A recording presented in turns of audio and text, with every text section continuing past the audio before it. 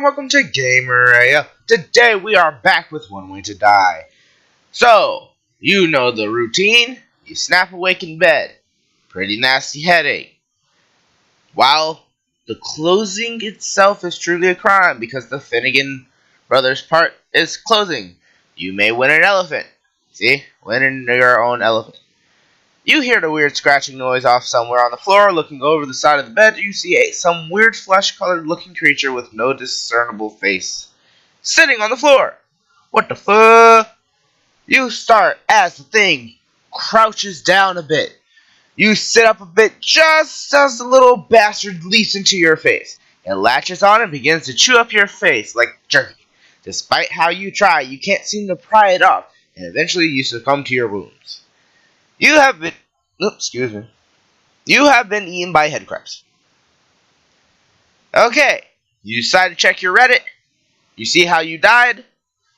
People's few comments of someone talking crap about you. Some others talking other stuff about you. Guess what? You've died from the unknown. Ah, looky here. Alright then. Let's see. Now we finally got our choices. So let's see. Let's go get medicine. Alright. So, we get it. We're good. We're rolling right along. Now let's see.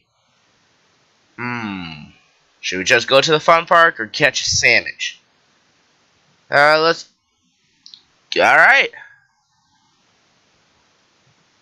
So, we basically did okay. So, let's see. Cheap food, yep. Accidentally missed a step. We walked down slower. Oh gosh. You scroll out the front door and casually up to your car. The feeling of doom creeps back and you stop to cautiously look around. All clear, you think, seeing nothing dangerous in the immediate vicinity. You unlock your car door, then stop for another check. Satisfied, you get into your car and start backing it out of the driveway. But your slow pace and lengthy driveway were opportunity enough for some crazy guy to run up and catch you off guard. Before you know what's happening, the maniac opens the car door and drags you out of the vehicle by your hair. Should have buckled up. The man then uses said hair not only to drag you into the middle of the street, but also pull you up onto your knees, still reeling from the chaos. You feel the gun forcibly mashed in your mouth and loosening up a few teeth in the process. He mutters some random gibberish as you sit there anticipating and dreading the feeling of the hammer clicking. Then, bang! You have been shot by a maniac. Oh boy. Let's see. Dreams, yep. Suddenly a faint whistle noise, yep. And jet engine comes crashing through the roof. Destroys us. Right into the living room. Destroys our brand new couch. Let's see. So, sandwich. Oh look. This is one of the first ones we had. Who knows how much time has passed, but something smells delicious indeed. You open your eyes to find yourself strapped to the table. Well, both of your arms and one of your legs, as the other one appears to be missing.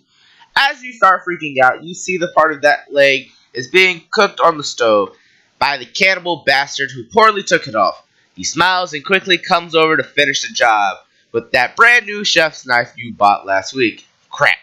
Yep, you died by cannibalism. I remember this one. Alright. Aspirin. Good. Fun part. Good. Let's see. Starvation is fine. Get to the car. Flip the switch into your home security measures. Yes. Good. You cruise out the front door with a fun park on your mind without missing a beat. You get into your car and back that big bastard out of the driveway. After straightening it out in the street and nudging the neighbor's kid's bike, you go flying down the road at slightly over the speed limit. Just as his bike tumbles over, it seems like nothing can stop you now. As you pull up to the first red light, you realize that you're low on gas, perhaps critically low. If you aren't careful and coast most of the way, you press that fancy button that gives you an estimated estimate on when you'll run out, and it seems to be enough to make it to the fun park and back. Barely. Maybe looking up from the dash, you see a gas station on the corner adjacent from you. For whatever reason, while sitting at the light, you think that you should call the tree trimmers and have them take a look at that big behind tree in your yard. Let's see. Should we? Okay, let's call the tree guys, because this is disarming a trap and crap. You make it to the gas station, wheeling up to the pumps and coming to a safe stop. Good job! Slipping the nozzle into the tank and start filling the car up, and you lean back against the pump to daydream about far-eyed elephant ears and teacup rides while the meter ticks away your hard-earned cash. However, the instant your back touches the pump surface, a rare spectacle of physics takes place, and you slip back through the pump like a specter, only to have this interesting miracle of science end halfway through, fusing you and the pump as one. Sadly, this doesn't work out so well for you, as your body quickly dies from massive complication. You have been killed by separation. So apparently, we became a mutant, didn't know how to control our powers, and phased through, solidified midway through, and died. Really? Oh, this one's new. Yep, you snap away at last ring. Imagine dangers lurking outside. You see a very large thread hanging from the ceiling, but you don't really think too much of it. Instead, you climb out of bed and you take a step forward. Just then, you hear a very loud crack and the floor seems to sink about 5 feet. Startled, you head for the door just as the whole floor gives out, and you come crashing into the living room. Lying there, you glance up in time to see the walls and ceilings buckle in, and then come flying down at you with incredible speed.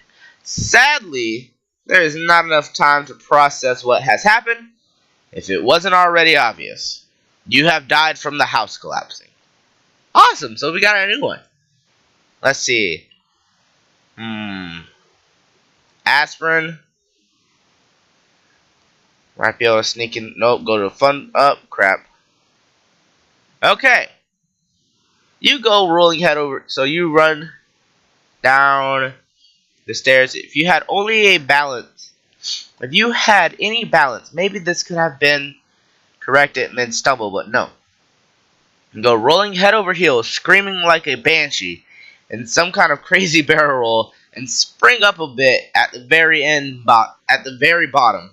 This great show of physics gives you propulsion and force enough to land on your neck at an extremely bad angle and snap it like a twig.